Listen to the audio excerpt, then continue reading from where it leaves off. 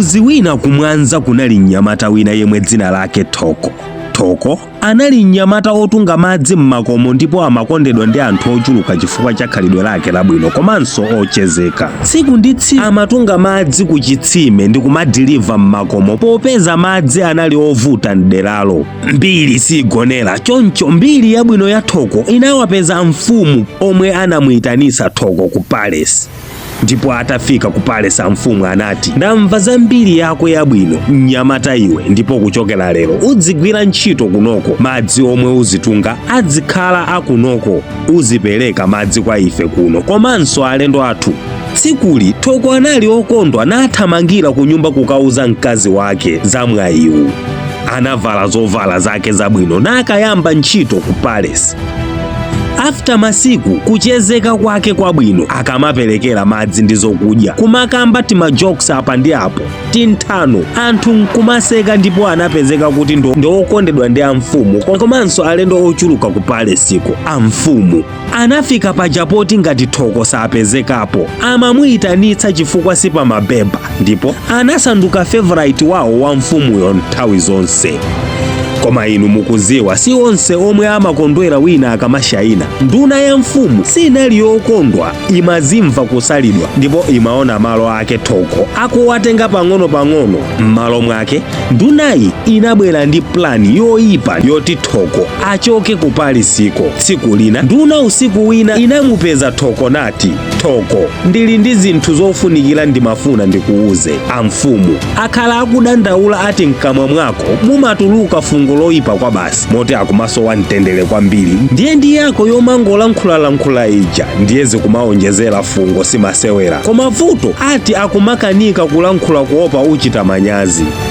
Thoko nkhope yake inagwa ndi manyazi nati, ngati zili choncho ndiye ndingatani no. Nduna inati uzivala maski ndi kupewa zolankhula pagulu. Thoko anathokoza kamba kamalangizo a nduna ija ndipo anayamba kuvala maski paliponse pali anthu ndi kusiya timajokes take tija tinthano tija tinasiyika natonso. Tsiku lina analowa komwe kunali amfumu atavala maski ndipo amfumu anali odabwa koma sanalankhule kanthu za izi. Masiku anadusa ambiri Thoko akuvala maski.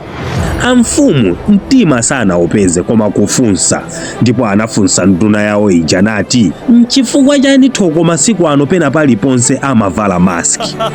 Nduna inayankha amfumu nati, amfumu funso lomweli ndinamufunsanso ineyo Thoko ndi chifukwa chani akuvala maski pena paliponse. Ndipo zomwe iye anayankha ndizokuti ati inuyo bwana mukumatuluka kafungo kaukali komwe kakumamusowesa mtendere Thoko. Chomwechi anangopanga chiganizo chongotchinga mphuno zake ndi maskiyo. Amfumu mkwiyo unakula mu mtima, anafufuma namuuza aitane msilikali yemwe amapereka chilango chowawa cha imfa. Atafika gadi amfumu anati, ukaona munthu atanyamula maluwa potuluka pa geti umudule mutu wake pompo. Ndipo kenako mwachizolowezi Thoko analowa mu rumu ya mfumu atavala maski ndipo amfumu anatenga maluwa abwino ndikumupatsa maluwa aja ngati munthu wabwino kwambiri ku palace. Koma chongotuluka momwe munali amfumu Thoko anakumanizana ndi nduna ija nati, wakupatsa maluwa ndi ndani? Amfumu ndi omwe andipatsa ngati chithokozo chawo pa ine. Nduna jelasi inakulitsitsa nati, iwe siwoyenera maluwa awawa koma ineyo tandipatse kuno. Analanda maluwa ndipo atafika ku chipata chotulukira gadi uja anauzidwa zoti munthu yemwe ataduse amuzinge khosi. Anaona nduna itanyamula maluwa nachita zomwe amfumu anamuuzazo, kudula mutu nduna nkufera pompo.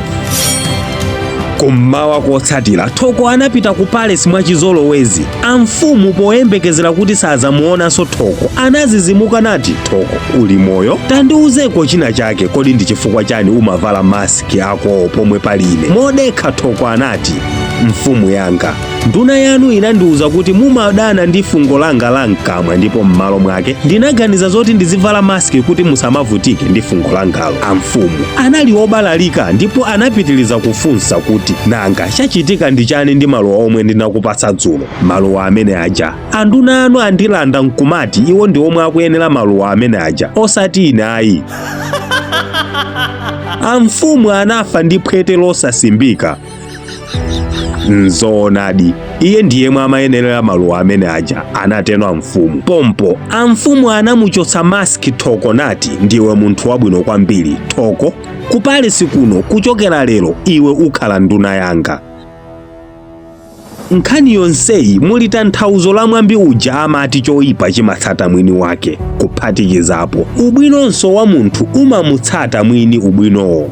Dziwaninso kuti kabwino kena kalikonse komwe mungachitire nzanu kama kupezani m'mataimusi kuchokera mmene inu mwapangira, ndipo chimozimozi choyipa china chilichonse mungapangire nzanu olochita chepa bwanji Mulungu amachibweretsa kwa inu mwahadi. Inu nkumadabwa mukukankha koma zinthu sizikutheka, mukuziphoda mokwanira perfume nkumazithira koma zaka nkumadusa banja osalipeza, kulima katiti osakolola. Nthawi zambiri awa amakhala ma revenge azoyipa zina zomwe timakhala tikuchitira anthu ena tsiku ndi tsiku. Dziwani kabwino kena kalikonse komwe mungachite lero kazakupezani, ngati si inu ndiye kuti ndi ana anu omwe mukubereka. Chimozimozi kachabe kena kalikonse komwe mumachitira anzanu, ngati si inuyo ngati kangakuphonyeni ndiye kuti ndi ana anu nawonso azakaona kamene kaka. Ndine Dean Studios, ndipo ife a Dean Studios timakhala ndi malonda a online omwe timatumiza m'madera osiyanasiyana pa mitengo yabwino kwa omwe mungafune kupanga join group la malonda la online limeneli.